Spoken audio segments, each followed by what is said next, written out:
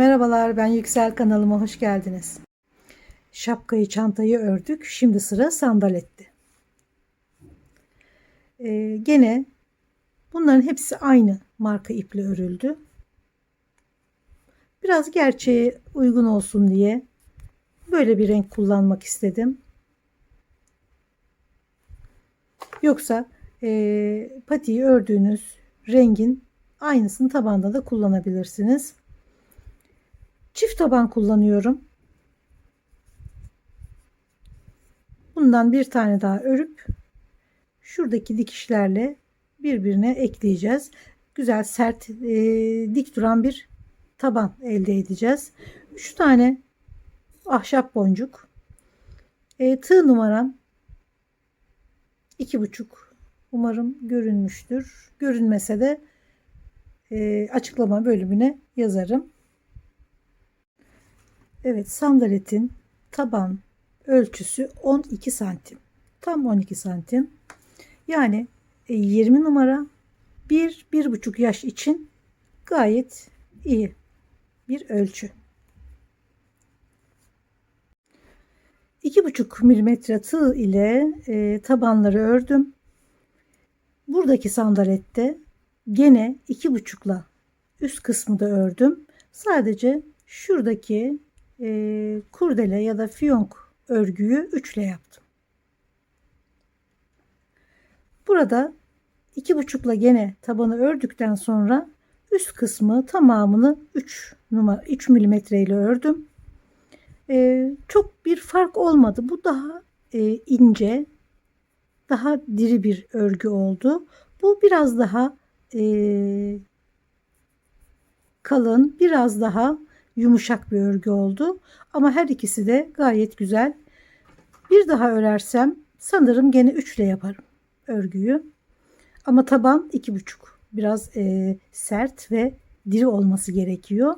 Zaten çift taban kullanıyorum. Şimdi hemen bir tane daha örelim ve patiye başlayalım.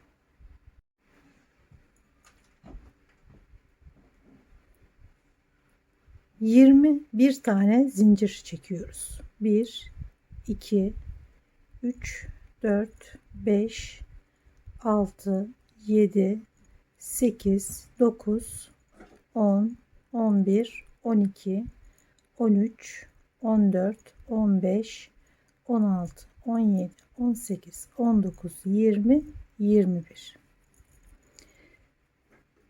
1, 2, 3. Şöyle üçüncüye bir sık iğne. Aynı ilmeğin içerisine bir tane daha. Burada aynı ilmeğe battığımız 2 sık iğne topuk kısmına denk geliyor. Şimdi sık iğne örmeye devam ediyorum. 1, 2, 3, 4, 5, 6, 7,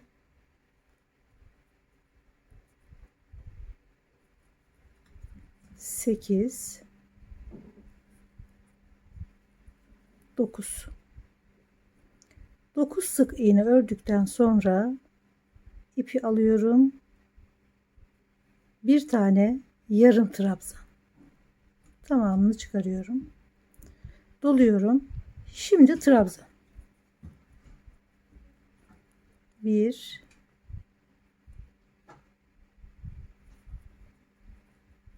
2, 3, 4, 5, 6,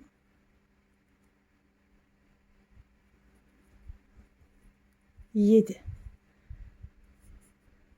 9. Buraya 2 tane aynı ilmeğe battıktan sonra 9 sık iğne, bir tane yarım trabzan 7 tane de ikili trabzan ördüm. Son ilmeğe 7 trabzan örüyorum. 1 2 3 4 şu ipi geriye alıp boşluk kalmaması için 5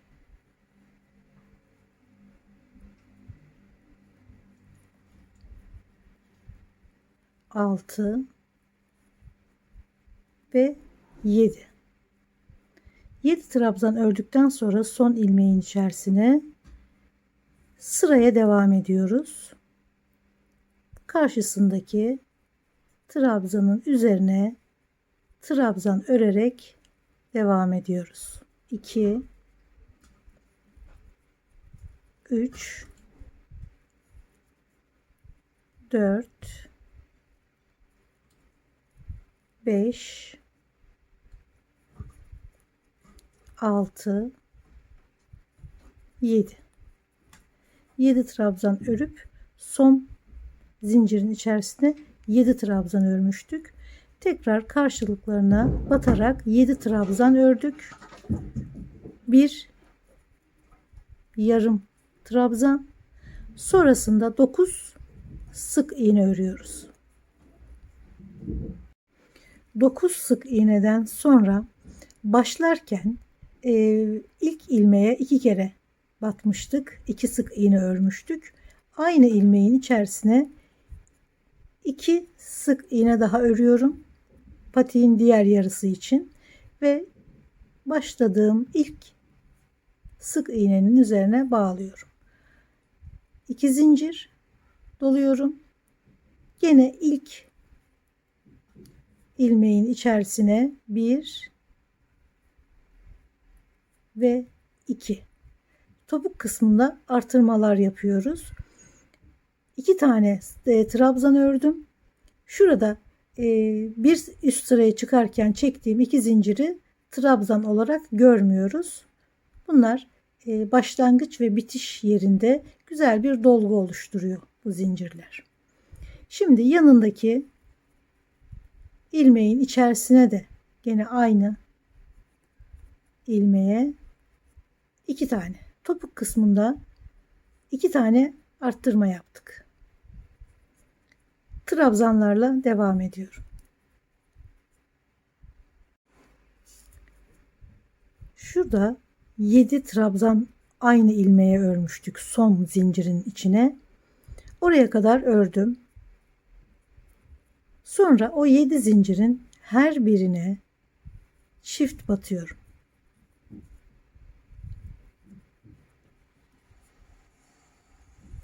Sonra diğerine aynı ilmeğe 7 tanesinde çift batarak devam ediyorum. 7 tane trabzan vardı. Çift batarak 14 trabzan oldu. Şimdi sırayı takip ederek topuğa kadar örüyorum. Şimdi topuk kısmında başlarken 2 sık iğnenin üzerine ikişer tane trabzan örmüştük. Biterken sıra 1, aynı ilmeğin içerisine 2. Sonra son ilmeğin içerisine gene 1 ve 2. İlk trabzanın üzerinden bağlıyorum. 1 2 zincir, hemen dibindeki ilmeğe gene aynı ilmeğin içerisine arttırmamızı yapıyoruz. 2 trabzan, sonra tek, gene bir arttırma, aynı ilmeğin içerisine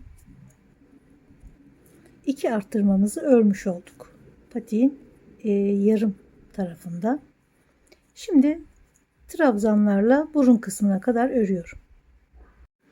burun kısmında 7 taneden 14 taneye çıkan ilmeklerin, trabzanların üzerine geldik. Başladığı noktada yine bir arttırma örüyoruz. Sonra tek trabzan, sonra gene bir arttırma,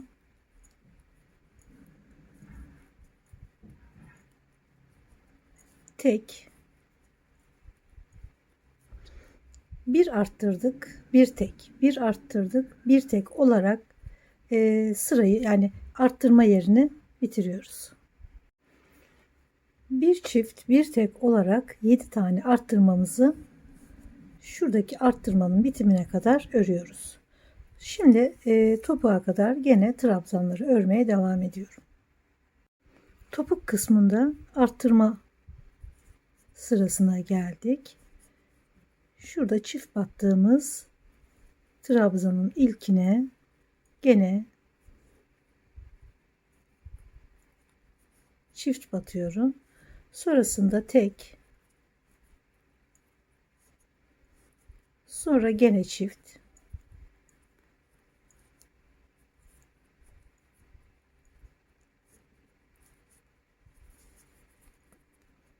sonra tek. Sıraya da çift başlamıştık ve bağlıyoruz. Şimdi gene 2 zincir, ilk ilmeğin içerisine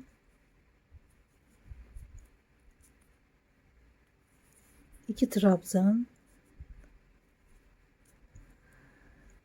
bir, iki tek trabzan, bir arttırdık, iki tane tek ördük. Şimdi gene çift,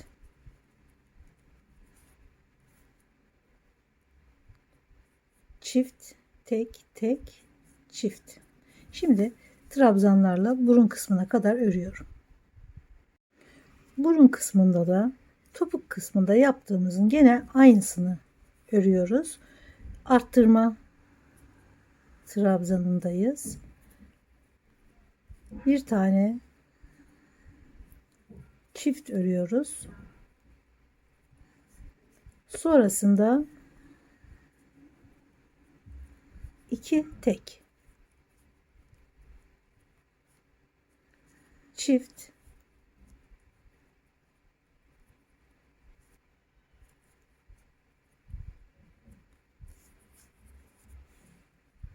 şimdi iki tek, bir,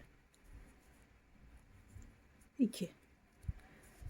Burundaki şu arttırma trabzanları bitene kadar bir çift, iki tek olarak ilerliyoruz. Gene 7 kere arttırma yapmış oluyoruz ve normal trabzanlarla bitiş yerine ilerliyorum.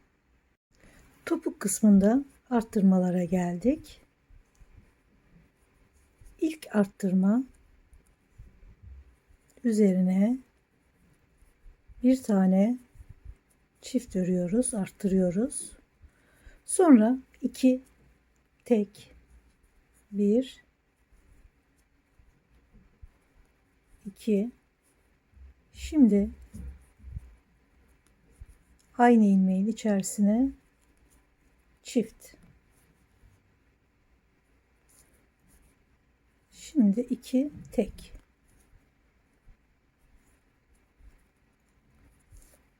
Zaten çiftle başlamıştık. Sırayı bağlıyorum ve bitti. Sırayı şöyle de ekleyebiliriz, bağlayabiliriz. Son trabzandan sonra ilk trabzanın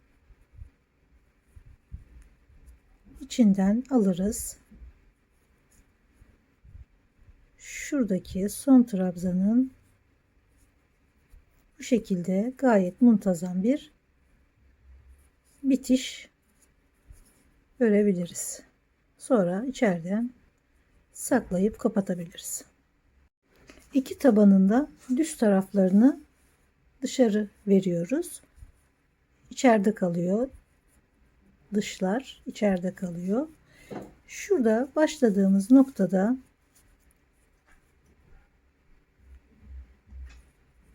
karşı tarafa da aynı şekilde başladığımız noktadan ipi sıkılaştırıyorum şurada. İçeri alıyorum. Üst katta tadilat var. Bir sürü gürültü geliyor. Yapacak bir şey yok. Katlanıyoruz. Yandaki ilmeğe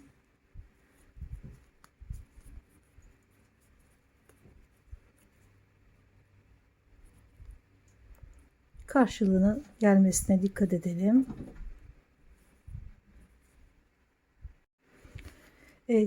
Tabanları 2,5'la ördük. Onu da söyleyeyim unutmadan. Tabandan sonra hem dikişler hem üst kısmını 3 milimetre tığ ile örüyorum. Her bir ilmeğin tam karşılığına batmaya dikkat edelim. Atlamadan, ilmek kaydırmadan muntazam bir kaydırma dikişi yapalım. Başladığım noktaya kadar örüyorum. Tabanı ördükten sonra şu arka kısmında çok fazla iplik ya da şuradaki farklı renklerin dikiş izleri, kaybetme izleri gözükmemesi gerekiyor. Şurada yaptığımız dikiş, mavi dikişin burada kalan ipleri bu dikişin içerisinden geçirerek kaybedelim. Yoksa herhangi bir yerlerden yürüterek çok çirkin bir görüntü oluşuyor tabanda. Böyle tertemiz bir görüntü olması için kalan ipleri kenarlardaki dikişlerden kaybediyoruz. Şurada bir tane dikiş mecburen gözüküyor. O da parmak arasının monte edildiği yer. Bunu da söyledikten sonra patiğin üst kısmına başlayalım. Ben burada işareti aldım ama tamamen öreceğiniz bebeğin ayak ölçüsüyle yapacağınız işaretler bunlar. Şurada şuraya kadar ölçü aldım. Şu şekilde. Başlangıç noktasından başlamıştık. Ölçmesi daha kolay olur diye. Buradan dikişleri saydım. 14 dikiş saydım. 15.'ye iğneyi taktım. 14 dikiş saydım. 15.'ye taktım. Şimdi buralarda şu kısımları örüyoruz.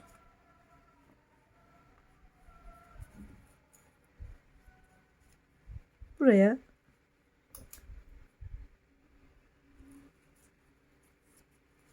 ipi bağlıyorum, sıkılaştırıyorum.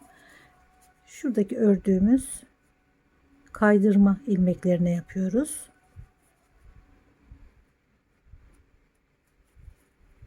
İpi de içinden yürütebildiğimiz kadar. Bir, tekrar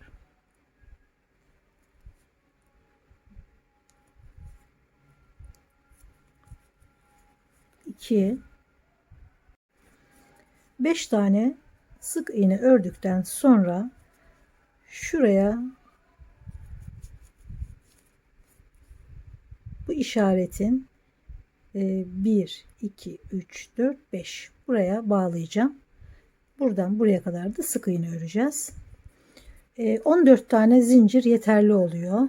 2, 3, 4, 5, 6, 7, 8, 9, 10, 11, 12, 13, 14. Tabi bu öreceğiniz bebeğin ayağına göre ölçerek yapacağınız için sadece bir fikir olması açısından. Yani bunu çektiğiniz zaman şöyle çok dışarıda durmaması gerekiyor. Biraz içeride kalması gerekiyor. Yoksa çok bol olur. Topuk üstünde durmaz şu bant. 14 tane zinciri çektim. 1 2 3 4 beşinciye işaret iğnesine kadar 5 sık iğne öreceğiz. 1 2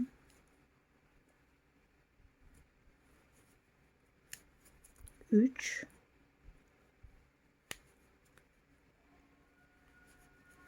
4 ve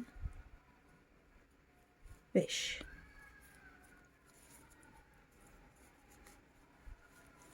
Şimdi şuradaki bandı, parmak arası bandını öreceğiz. Bunu 14 yapmıştık. Bu bandı da 28 iyi gelmişti. 28 zincir çekiyorum. 28 zinciri şuradaki başladığım yere ilk sık iğnenin üzerine kaydırma ilmeğiyle bağlıyorum. Bir zincirle üst sıraya çıkmak için şuraya bir sık iğne, 1 2 3 4 5, her sık iğneye bir tane sık iğne ördüm. Şimdi her zincirin üzerine bir sık iğne, gene buraya 5 tane sık iğne, şuradaki başladığım sık iğnenin üzerine bağlıyorum. Sıra sonunda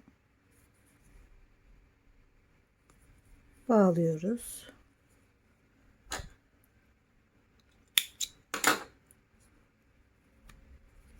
Bu şekilde parmak arası ve topuk arkası atkısını örmüş olduk. Şuraya monte edilecek. Şimdi üzerine şöyle bir parçası var. Hemen onu da örelim. 15 tane zincir çekelim. 15 zincirden sonra bir tane de fazlasını çekip yandaki zincirlere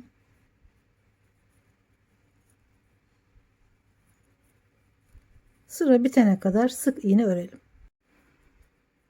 Bir zincirle şimdi ikinci sırayı öreceğiz. Bu sefer bir tane yarım trabzan, bir tane normal, bir tane yarım trabzan, bir tane normal. Sıra sonuna kadar böyle örüyoruz. Çünkü genişleyen tarafa doğru ördüğümüz için şu ilk ördüğümüz kısım altta kalacak. Daha geniş ördüğümüz kısım üstte kalacak. Bu şekilde buraya dikeceğiz. Başlarken ve bitişte ip bırakarak, çünkü dikiş yapacağımız için şöyle bol olan kenar yukarıda kalacak şekilde dikeceğiz. Bir de şu süsleri, fiyonk görünümlü ya da çiçek görünümlü süsleri örelim. Biraz ip bırakıyorum dikmek için. Şöyle sihirli halka içerisine 1 2 3 zincir, hatta 2 tane yeterli.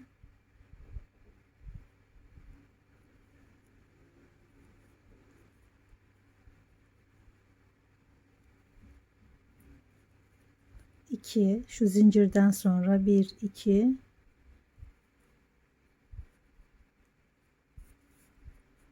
3 4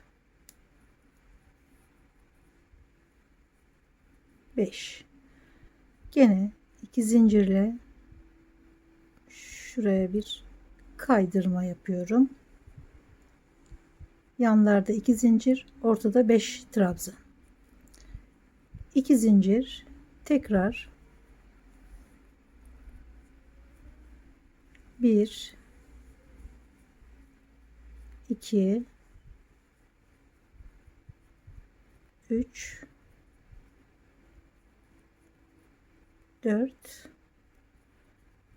5 trabzan, 2 zincir,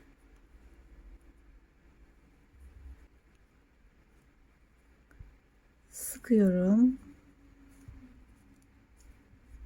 Böyle bir görüntü oluşuyor.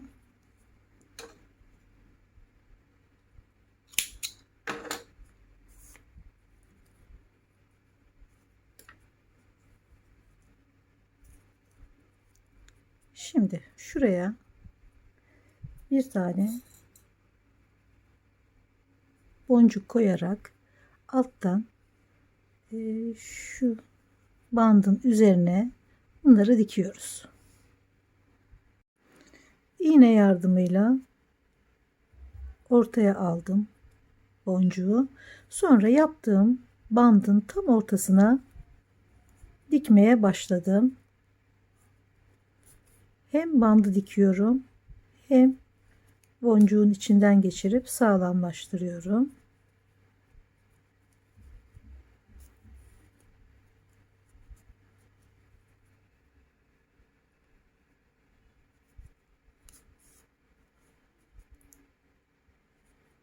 Yeteri kadar sağlam olmuştur.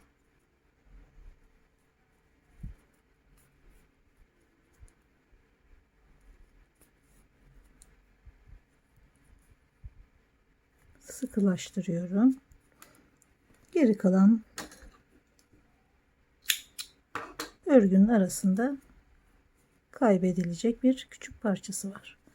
Şimdi bu ilkini tam ortaya diktikten sonra şu iki kurdeleyi de yan yana bunu diktiğim gibi ama mümkün olduğu kadar yan yana şöyle şuralarda biraz pay kalsın. Şu dibe dikmeyin.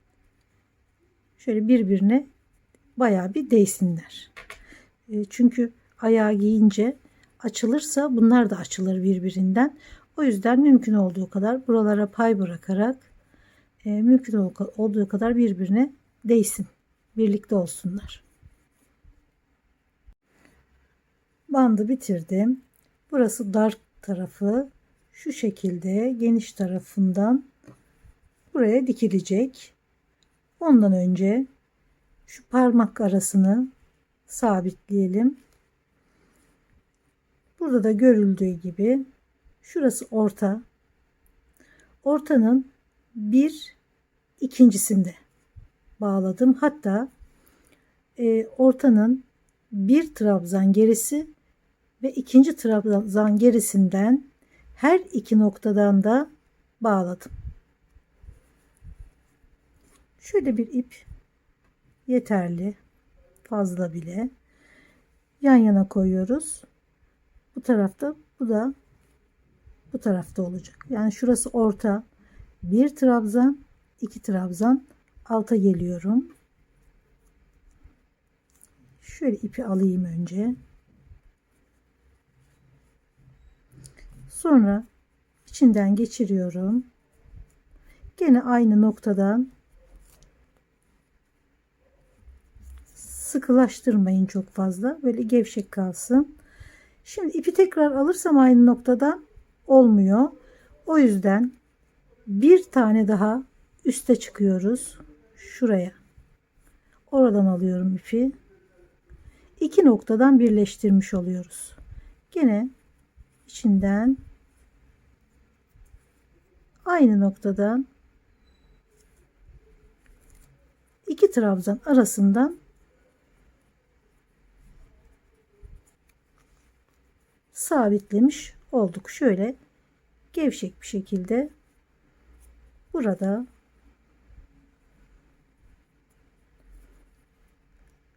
fazla olan ipleri kaybedeceğiz ama bunu belli ederek değil, gene gizleyerek o mavi dikişleri, yan dikişleri kullanarak bunları da kaybedeceğiz örgünün içerisinde. Biraz sıkmam gerekiyor. Şöyle. Burasında biraz gevşek. Gayet iyi oldu. Oynuyor. Bunları, ipleri şuradan dikişlerin olduğu yere yürütüyorum. Ve dikişlerin aralarından kaybediyorum. Burada şurada bir tane dikiş gözükecek.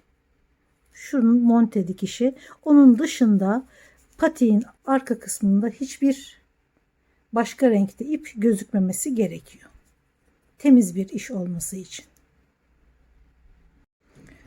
Bandı geniş ördüğümüz taraf üste gelecek şekilde dikiyoruz. Şu aralarda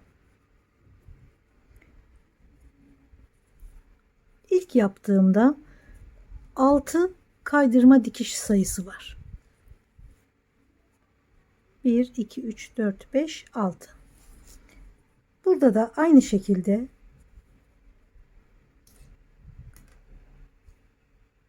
6, 1, 2, 3, 4, 5, 6 bırakarak 7.'ye dikmeye başlıyorum.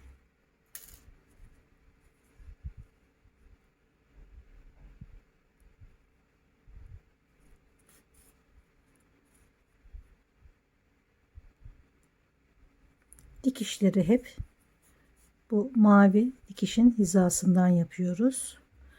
Ortada herhangi bir başka renkte dikiş, iplik, bir şey, başka bir şey bırakmıyoruz.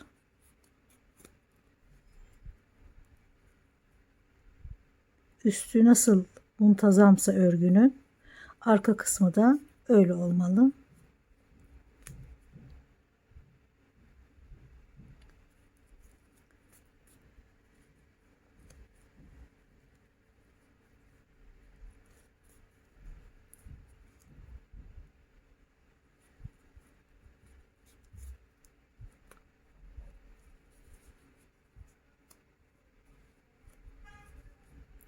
Şimdi bir kere daha üzerinden geçiyorum.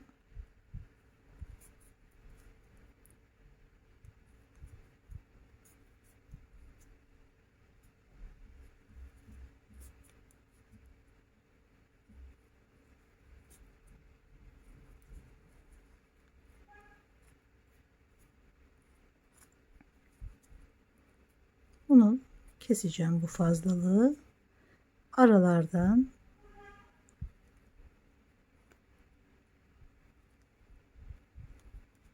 dikiş hizasından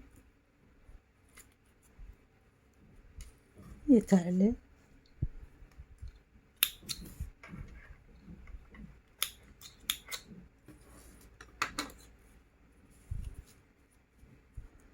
Diğer kenarı da gene işaretlediğim yerden burayı diktiğimiz gibi dikiyoruz ve patik bitiyor.